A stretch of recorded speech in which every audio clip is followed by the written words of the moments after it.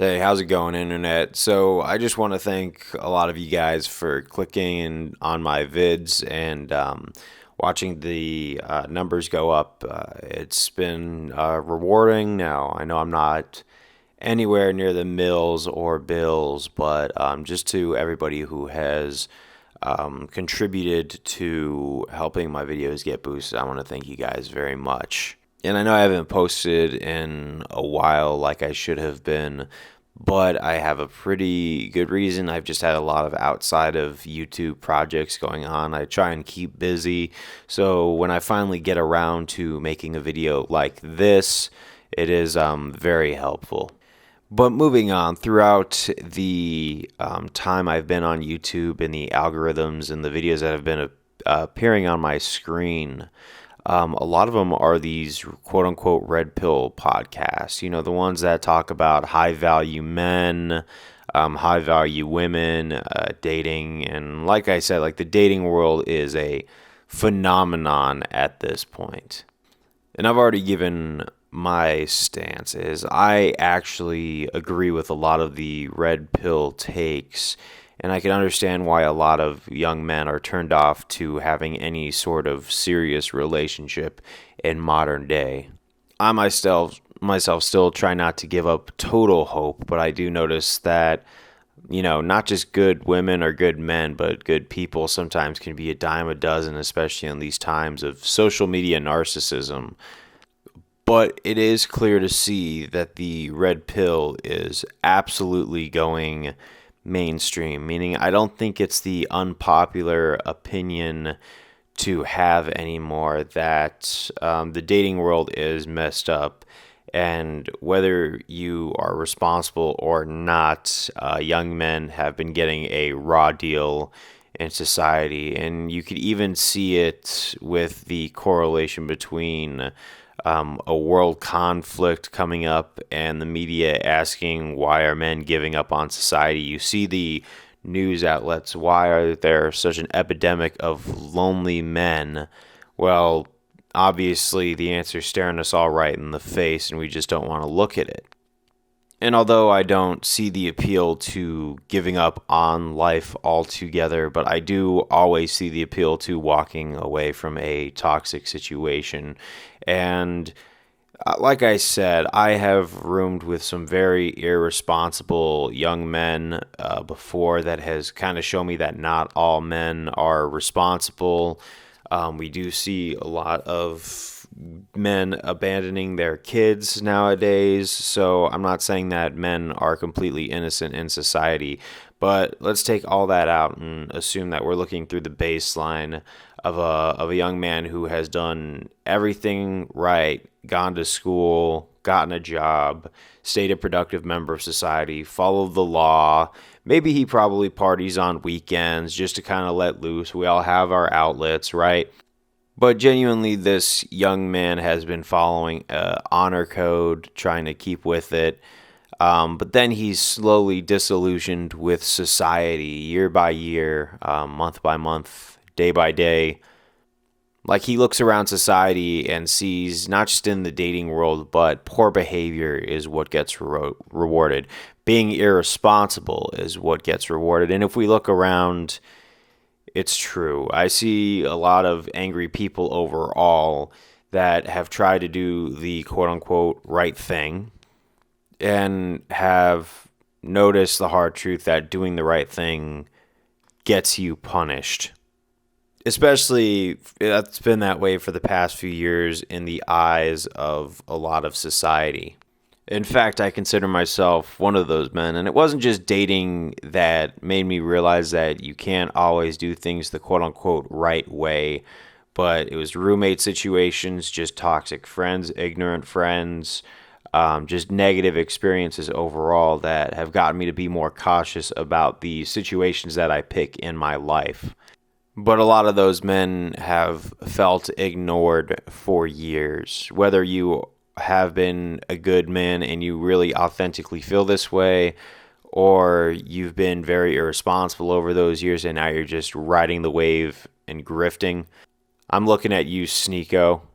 And that was a special case indicator that this has been a mainstream thing because we all know the tale of Sneeko, how now he has backed out of the red pill and he's said, "Oh, it's gone down. It's not around anymore." I think anomalies or quote unquote anomalies. I don't know if these guys are being promoted by some outside forces. I really don't know. But for being so banned from the internet, you could find their clips all over. I don't really think that guys like Sneeko, Andrew Tate, Fresh and Fit are banned, so to speak, because although they don't have YouTube channels that are monetized, you could still find their face everywhere on the internet. There are some internet personalities that I pay attention to that if you put a clip of them on the internet, it's going to get taken down almost immediately.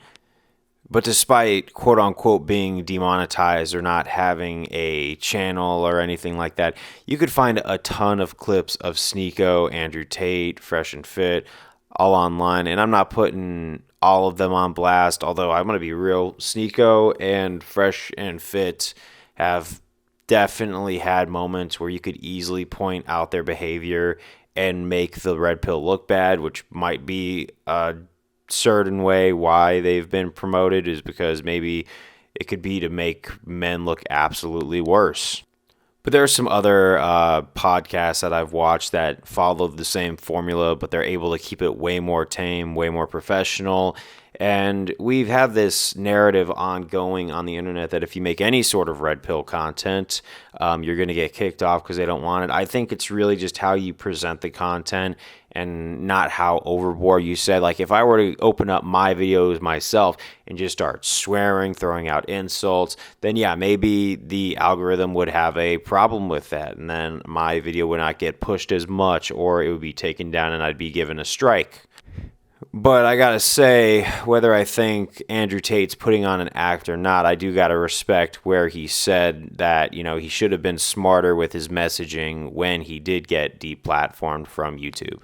But this content is everywhere, and we see men jumping on board. And if you go around and you ask men all around, there's a various amount of ways that they're going to be going about this. But the one thing I seem to realize a lot of men have in common is whether they are looking for casual hookups or not, or they're just staying to themselves. A lot of them are just viewing committed relationships as a raw deal, which from someone who comes from a household where both parents loved each other, I do find that quite tragic from all ends of the spectrum. Now, I'm not saying that this is down to any one thing. Like I said, I've had a whole lot more life experience where I could point the finger in more than one direction than just women bad or men bad. Because, like generations, I like to just boil it down to the individual. I think there's good apples and bad apples in all the way. And I have had a lot of conversations in real life with some really good men and some really good women who are looking around and saying, this affects us in a major way. This is making us unhappy. This is making us unhinged. A lot of people would rather go out and drink and party. We're not having families. We're not having children. And tongue twist, wilder aspect is when you go on some of these angrier red pill creators like the undead chronics of the internet, and you start to see the message boards over there. Let me be honest. Some of the comments are wild. Because you see also, you don't know how disillusioned some young men are with society, and the one of the tragic things is seeing good people be discouraged from being good. But one of the more crazier things, and you could hold the person a little more accountable, is when a good person chooses completely to go 100% rabid and insane. Like we've all seen that movie, The Joker. I think in one way, aspect or another, we've all related to being the Joker at one point where we were just in a situation where we were devalued, wanting not really feeling like we were respected in situations and we were the clowns, just meant to be treated like absolute garbage. And there is obviously a breaking point. Trust me, there's people that I will not speak to because they have kind of pushed me to my limits, or people who I will not respect because they have pushed me absolutely to my limits. And I have been in toxic relationships before, especially like let's look at the media nowadays where they're saying why are men dropping out of society now when they have basically pushed the narrative that all men are horrible and you're in the wrong no matter what you do. So men don't want to take part in these societies anymore that tend to hate them. They don't want to work anymore for a society that hates them. They don't want to do manual labor because there could be a risk of injury. And why would you want to be injured for a society that hates you and that has told you you are bad, that has showed you through its actions that it does not care? Meaning, I do remember one of my last relationships, I was basically shown that I was not on their radar when it was convenient for them. And it happened multiple times, and you would feel disrespected. And then they would say, but wait, we respect you. Wait, we love you. So I know what it's like to be gaslit in that sense, where they will show you that they don't care about you at every turn. And then when they try to sit you down and have a conversation, but we do respect you, but we do love you. It's a very psychologically abusive cycle that is happening. And now it's too late, and it's also too little. Like seeing all these men be told, but we do value you in society. Well, look at the happiness of a lot of young men, especially those that have really tried to do right by society. And it's that similar feeling of watching someone who has really pushed someone past their limits, trying to do damage control with just a sentence. And a lot of men aren't taking the bait anymore, and understandably so.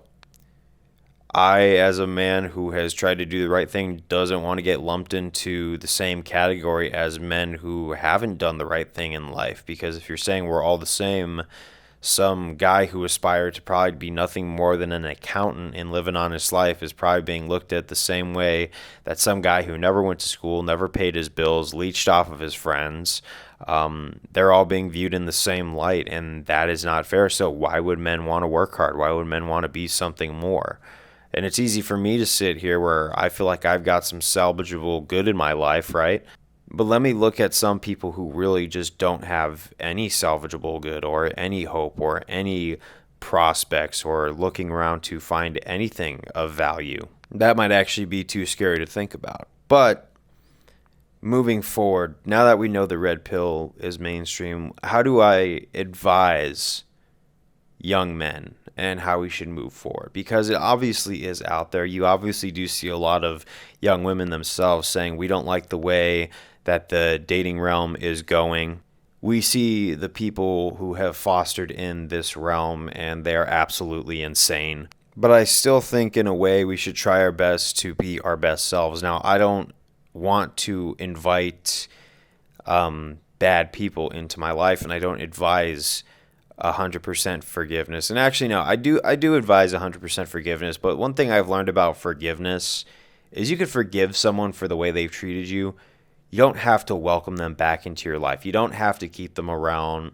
They can just stay away and just go away. And I think that's what I advise a lot of men to do.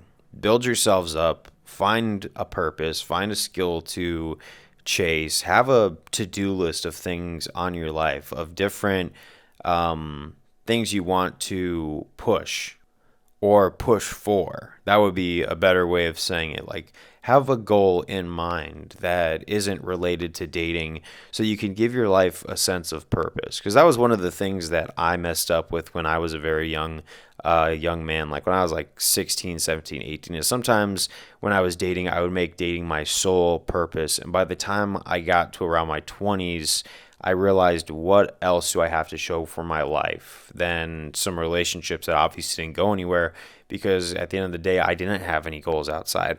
I would like to advise young men to have goals, to have aspirations, to have realistic aspirations, modest ones and bigger ones, right? Ones that are realistic, but then always have those bigger ones that, you know, are 1 in a million shots, but you still want to take a shot for that. Because if you don't take a shot for something big in life, whether you fail or not, I think that's a major tragedy. I just don't want to see young men or young women becoming these angry people throwing garbage at each other in comment sections, because that never gets anything done for society. It also never gets anything done for your personal life. Now, are you going to snap your fingers and all of this gender war is going to go away? I hate to break it to you.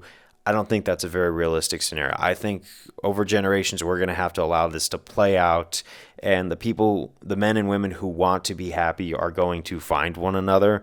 And then you're going to have the men and women who hate each other, and they are going to fall down that rabbit hole.